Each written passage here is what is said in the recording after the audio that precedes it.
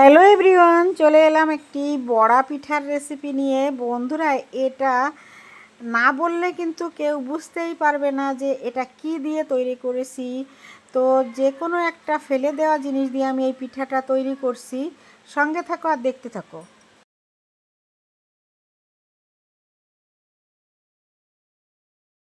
আসসালামু আলাইকুম, চলে এলাম মূল রেসিপিতে। এখানে দেখো আমার আগের দিনের রান্না করা অনেকগুলো ভাত থেকে গেছিলো। তো এটা আর পানি দেওয়া ছাড়া কোনো উপায় ছিল না, তাই আমি পানি দিয়ে ভিজিয়ে রাখছিলাম। আমি দুপুরে কিছুটা খেলাম আর বাকিটা রেখে দিছিলাম। সন্ধ্যার পরে চলে আসলাম, ভাবছিলাম ভাতগুলো দিয়ে কি করব। তো এটা এখন আমি সেঁকে নিচ্ছি। তো আমি এই ভাতগুলো দিয়ে একটা সন্ধ্যার জন্য একটা টিফিন আমি তৈরি করব ভাত দিয়ে। তো এখন আমার আজকের এই নাস্তাটা এমনি আমি করতে গেছিলাম। এখানে ভাতগুলো নিলাম কয়েকটা, দেখো কয়েক কোষ কাঁঠাল, আর নিলাম চিনি, তারপরে নিলাম গুঁড়ো দুধ আর চালের গুঁড়া। চিনি, চালের গুঁড়া, গুঁড়ো দুধ, একটা ডিম, এই দিয়ে আজকের এই নাস্তা রেসিপিটা আমি তৈরি করব। তো ওগুলো আমি সব একসঙ্গে দিয়ে ব্লেন্ড করে নিলাম। আর একটু 1 চিমটি লবণ দেবো। এখানে আমি মিষ্টি জিনিসে লবণটা দিলে কিন্তু স্বাদটা ব্যালেন্স হয়, এর জন্য আমি একটু লবণ দিয়ে দেব। তো বন্ধুরা, আমি আর কি নাস্তাটা যখন তৈরি করলাম তার আগ পর্যন্ত কিন্তু আমি ভিডিও করিনি। পরে যখন দেখলাম যে নাস্তাটা, পিঠাগুলো এত সুন্দর হচ্ছে, তখন ভাবলাম কি যে ভিডিও না করে ভুল করলাম। তো তখনই আমি একটু অন্যভাবে ভিডিওটা করে নিলাম। যাই হোক, তোমাদের সাথে সেটাই শেয়ার করতেছি। অনেক সময় হয় কি মনে করি যে কেমন না কেমন হবে, এটা আর ভিডিও করে কী লাভ। তো দেখলাম যে খুবই সুন্দর আর এত স্বাদ। তো তোমরা একবার এভাবে ট্রাই করে দেখতে পারো। এখানে আমি পানি দেওয়া ভাতগুলো আর একটা ডিম আর কাঁঠালের দানা না, কাঁঠালের কোষ একসঙ্গে ব্লেন্ড করে নিয়ে আসছি, সঙ্গে চিনি সব কিছু আর কি দিয়ে। তারপরে এখানে আমি শুধু দুধটা পরে দিছি, কোনো বেকিং পাউডার, বেকিং সোডা এগুলো কিছুই দেইনি। শুধু পান্তা ভাত, কাঁঠাল আর একটা ডিম দিয়ে ব্লেন্ড করে এনে পরবর্তীতে আমি সবগুলো একসঙ্গে দিয়ে দিছিলাম। দিয়ে এই পেস্টটার ভিতরে কি করলে আমি মনে করতেছিলাম যে পান্তা ভাত দিয়ে করব, যদি আবার ছড়াই ছিটাই যায় কড়ার ভিতরে তখন লোকে হাসবে, সেই জন্য আমি আর ভিডিও করতে চাইছিলাম না। তো দেখো আমি এখন কিন্তু একটু দুধ দিয়ে দিলাম। তো তারপরে দেখলাম কি, যখন আমি ভাজা শুরু করি তখন দেখলাম যে খুব সুন্দর ভাবে পিঠা তৈরি হচ্ছে। সরি বন্ধুরা, আমি ওখানে কিন্তু দুধ দেইনি। ওখানে যখন আমি বললাম যে আমি এখন দুধ দিয়ে দিলাম, ওইটা ছিল কর্নফ্লাওয়ার। এখানে আমি 2 টেবিল চামচ কর্নফ্লাওয়ার মিশিয়ে দিলাম।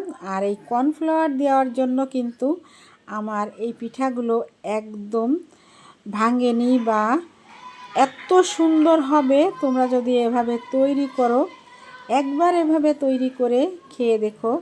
পরবর্তীতে আমি তোমাদের সাথে আবারও এই ভিডিওটা নতুন করে কিভাবে কি করলাম সেটা তোমাদের সাথে আমি শেয়ার করব। তো তোমরা একটা লাইক দিয়ে আমার আজকের ভিডিওটা দেখতে থাকো।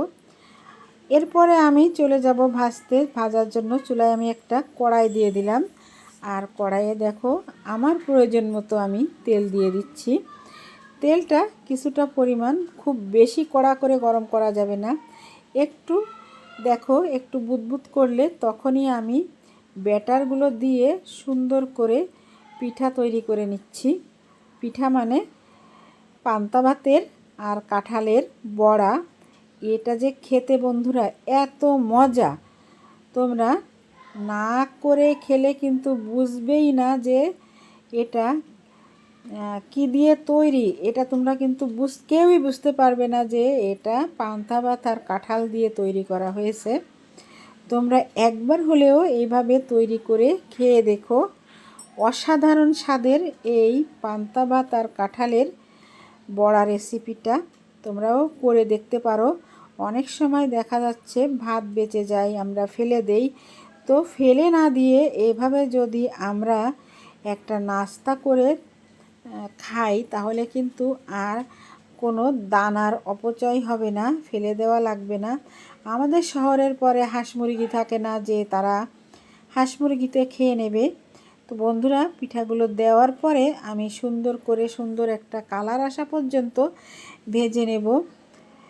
তো সন্ধ্যাবেলা যদি আমরা এভাবে কিছু না কিছু একটু নিজেরা তৈরি করে খাই তাইলে কিন্তু আর বাসায় বাইরে থেকে কিছু কিনে এনে খাওয়া লাগে না, আর খুব বেশি কিন্তু সময় লাগে না এটা ভাজতে।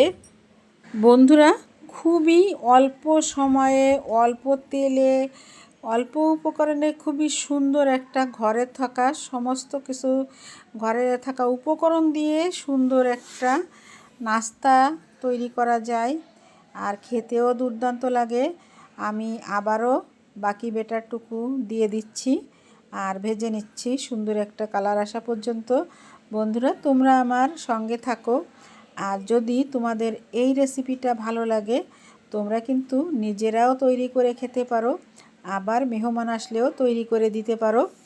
মেহমানকে খেয়ে কিন্তু মেহমান যদি এটা খেয়ে বলতে পারে যে এটা কি দিয়ে তৈরি, একদমই বুঝতে পারবে না যে এটা পান্তা ভাত দিয়ে তৈরি করা হয়েছে।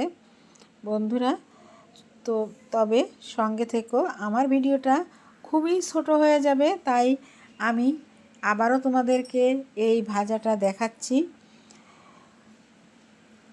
তো দেখো, এই পিঠাগুলো আমার ভাজা হয়ে গেল, এখন আমি তুলে নিচ্ছি। সুন্দর একটা কালার আসা পর্যন্ত ভেজে নিয়ে তারপরে তুলে নেব। তো বন্ধুরা, ভাজা আমার হয়ে গেল, এখন আমি তুলে নিচ্ছি। তো আমি তাড়াতাড়ি করার জন্য এখানে একটা টিস্যু পেপার দিলে খুব ভালো হতো, কিন্তু দেইনি। আবারও আমি ব্যাটারটা দিয়ে দিচ্ছি, আর সুন্দর করে দেওয়ার সাথে সাথেই কিন্তু পিঠাগুলো ফুলে উঠতেছে, একেবারে এত সুন্দর যে ফোলে। আমি কিন্তু দেখে খুবই খুশি হয়ে গেছিলাম যে পান্তা ভাতেও এত সুন্দর পিঠে হবে, আমি ভাবতেই পারিনি যে পান্তা ভাত দিয়েও এত সুন্দর পিঠা তৈরি করে নেওয়া যায়। তো এটা শুধু একটু বুদ্ধি খাটিয়ে করলেই কিন্তু অনেক কিছু করা যায়। তো দেখো, ভাজা হয়ে গেল আমার, আজকের সম্পূর্ণ পিঠাগুলো কমপ্লিট হয়ে গেল।